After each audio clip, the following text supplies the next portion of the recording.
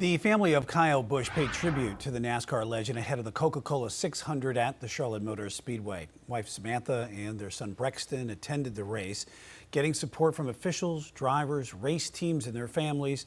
The 41-year-old died Thursday, a day after collapsing at a race simulator in Concord. Kyle Busch had the most wins in all of NASCAR's National Touring Series and 2 Cup championships. We learned over the race weekend that Busch died from severe pneumonia that developed into sepsis.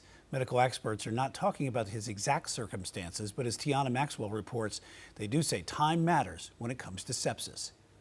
Just days before competing in the Coca-Cola 600, NASCAR driver Kyle Busch died after he struggled with severe pneumonia, a case of inflammation in the lungs. These patients who develop pneumonia have typical symptoms of cough, fevers, and shortness of breath.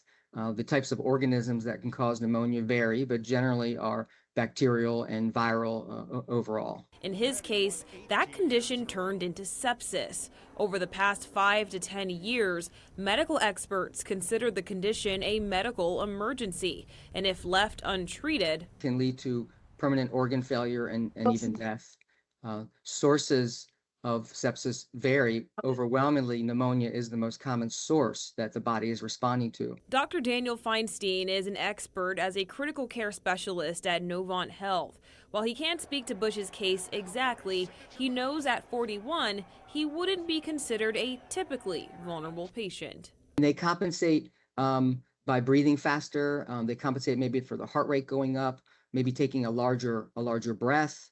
And they can compensate quite a while until they can't anymore. While you may get pneumonia, that doesn't automatically mean you'll get sepsis. Our bodies have amazing immune systems that really fight off a large majority of infections, of course, with the care of your medical provider, and in most cases, antibiotics. That's why Dr. Feinstein wants you to know what severe symptoms look like. Mental status changes, when we have confusion, when we have distress of our breathing or increase in our respiratory rate, we're reporting shortness of breath with exertion or at rest, that's significant. And the importance of getting medical help as soon as they are spotted.